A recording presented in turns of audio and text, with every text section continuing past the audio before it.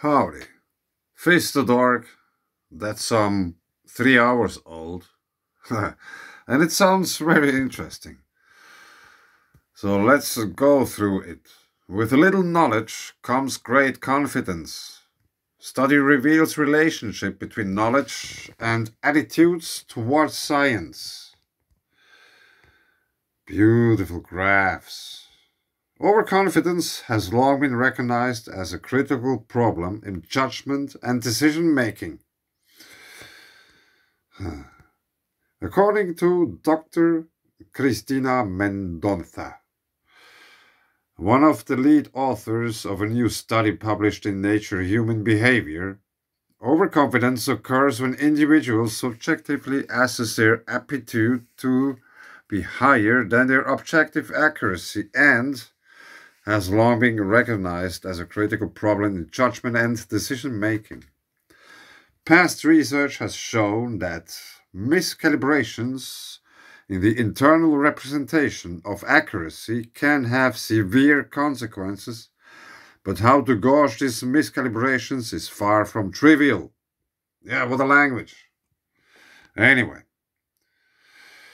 in the case of scientific knowledge, overconfidence might be particularly significant, as the lack of awareness of one's own ignorance can impact behaviors.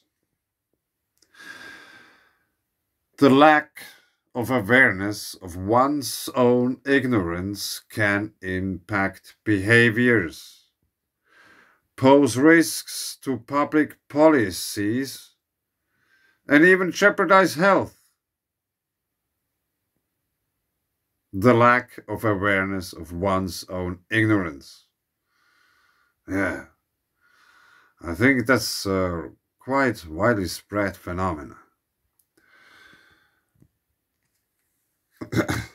Anyway, in the study published today, researchers examined 4 large surveys conducted over a span of 30 years in Europe and the US, and sought to develop a novel confidence metric that would be indirect, independent across scales, and applicable to diverse contexts.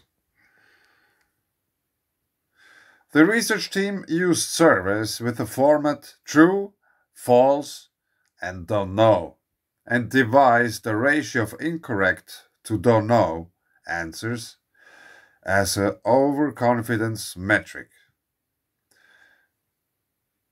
That's somehow strange. There should be a 4th one. Sounds very interesting, for example. But anyway, positing that incorrect answers could indicate situations where respondents believed they knew the answer but were mistaken, thus demonstrating overconfidence. Why, if they can admit that they don't know? There are many people they can't admit that they don't know. Maybe they even don't know that they don't know. But anyway,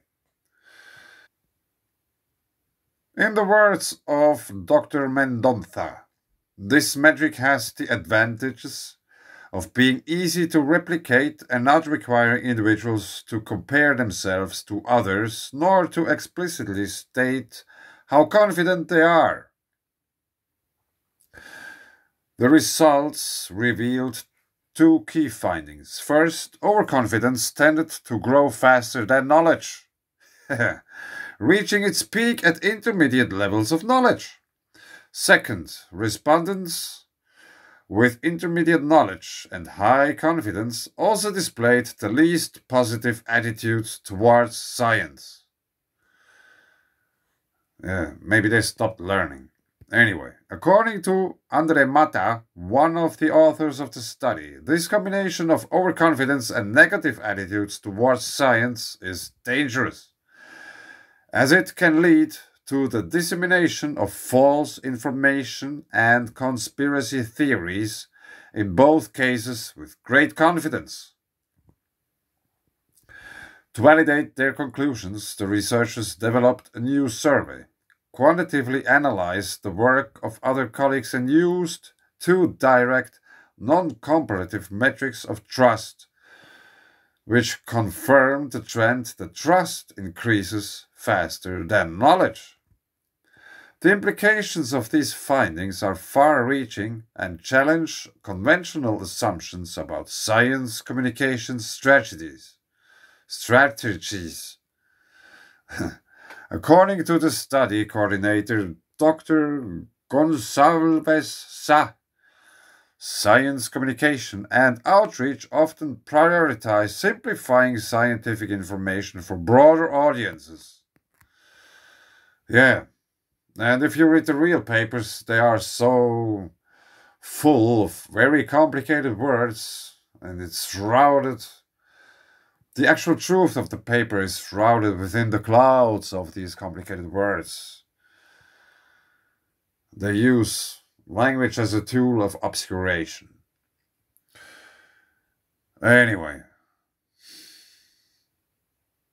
where we have been, according to the study, while representing simplified of knowledge, it could also lead to increased overconfidence, gaps among those with some, albeit little, knowledge. There is a common sense idea that a little knowledge is a dangerous thing. Yeah, I think I ended my last video I made today with this. They say that a little knowledge is a dangerous thing, but it is not one half so bad as a lot of ignorance.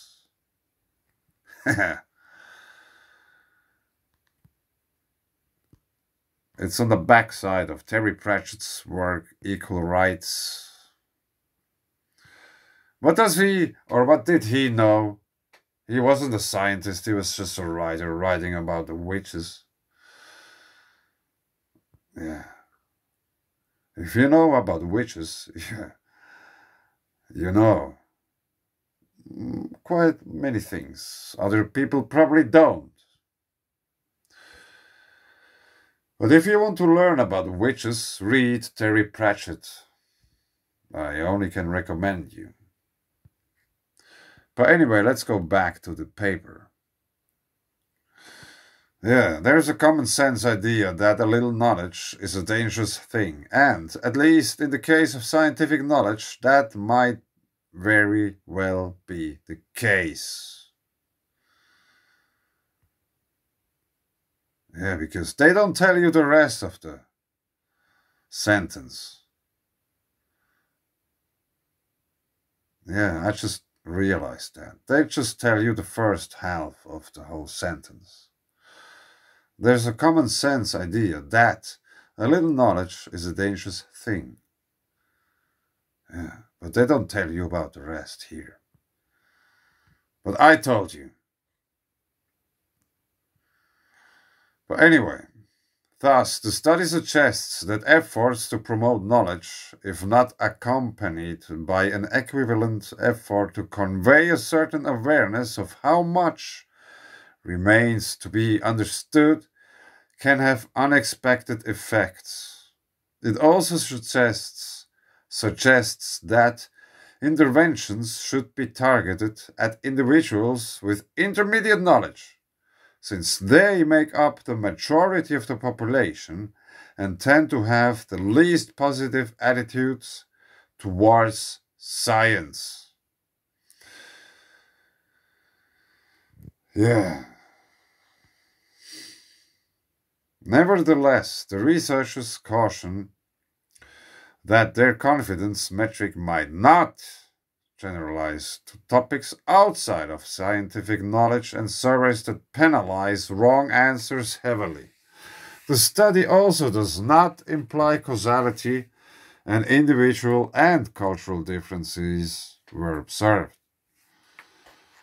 Overall, this paper calls for further exploration of integrative metrics that can accurately measure both knowledge and confidence, while considering potential differences in constructs.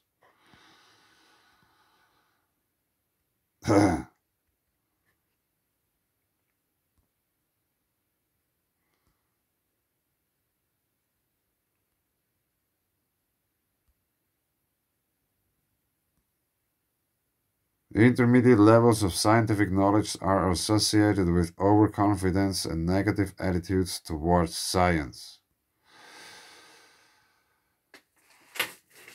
Overconfidence is a prevalent problem, and it is particularly consequential in its relation with scientific knowledge. Being unaware of one's own ignorance can affect behaviors and threaten public policies and health. However, it is not clear how confidence varies with knowledge. Yeah. There's one thing we have to, or I think it's very important to distinguish. They are talking about confidence. And we just read the article, and that's the paper, I guess. These high confidence intermediate knowledge groups also display the least positive attitudes towards science. So the thing what I was going to say is, like, they are talking about confidence, but I think they probably also mean the ego. Ego boosting. You know, there's like people out there also on YouTube. They are quite right in many of the things they are talking about. They have their own books, papers, shows, and stuff like that. But it's such an ego circus.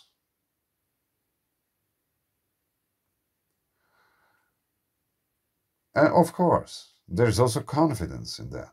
And there are other people who are explaining stuff,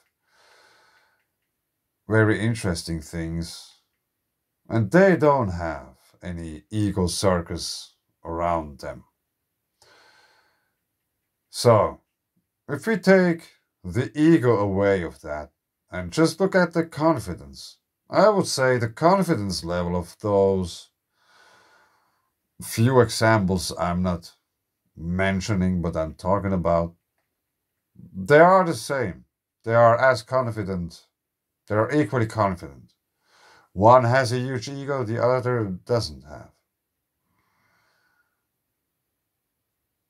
So it's a little bit confusing that they are talking only about the confidence.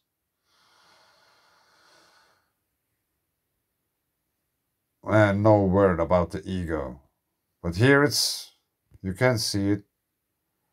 Let me mark it for you. Access via your institution. So I don't have any institution, nor do I belong to any. I cannot access this article for a while at least.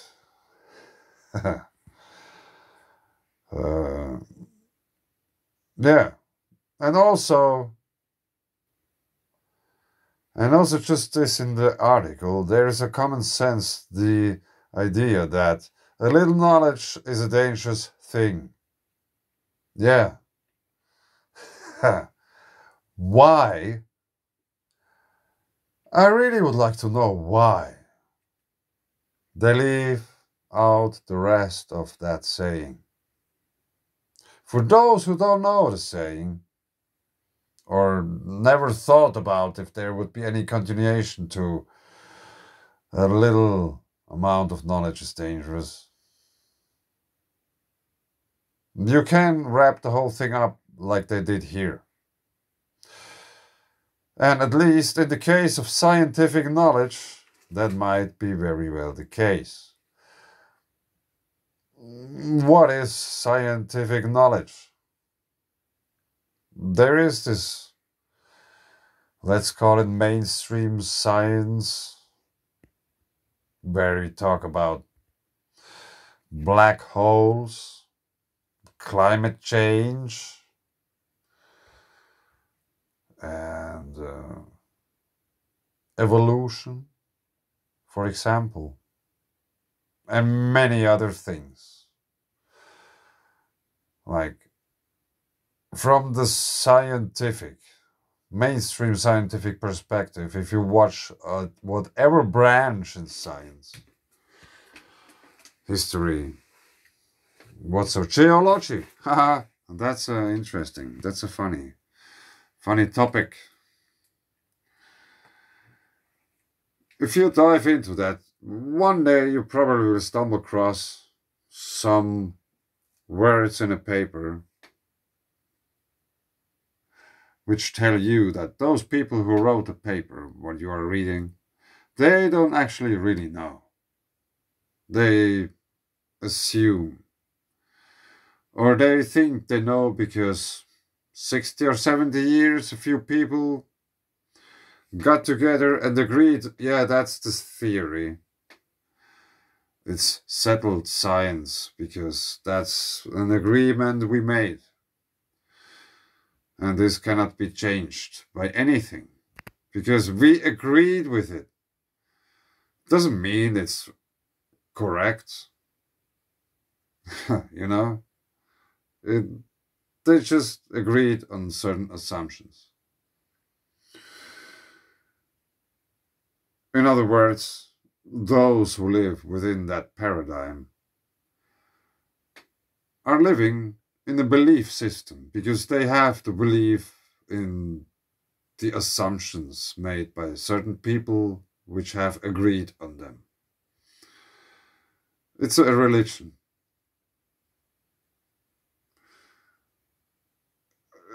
That's the reason for why scientists, or better called scientismists,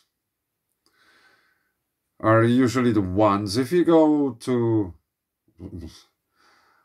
like, let's say volcano live streams. I made this a few times and I think I'm probably still banned on some of those live streams. Those who got upset the easiest and the most turned out to be the scientists. It's interesting, the higher the degree of education someone has in whatever science branch, the greater is the upsetment by asking questions or providing even something which could prove them wrong. They are very upset. Usually they stop talking. They don't respond and it's over. How? If they are scientists, they should want to know. If there's new information coming about the same topic they're talking about all their life, or like 30 years in some whatever university, and there's some new information, or what, they should be excited. There's, whoa, what's that? Whoa, that's very interesting. But no, it's the opposite. Which is a very good indicator that they are believers. They are defending their belief system because they are afraid. But anyway, I drifted off a little bit. It's just interesting. I wanted to mention that there's nowhere mentioned the word ego, and they are talking about scientific knowledge.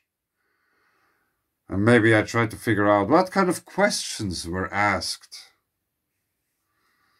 You know, I really would like to know what kind of questions were asked to those people from where they extracted the data about the confidence and amount of knowledge.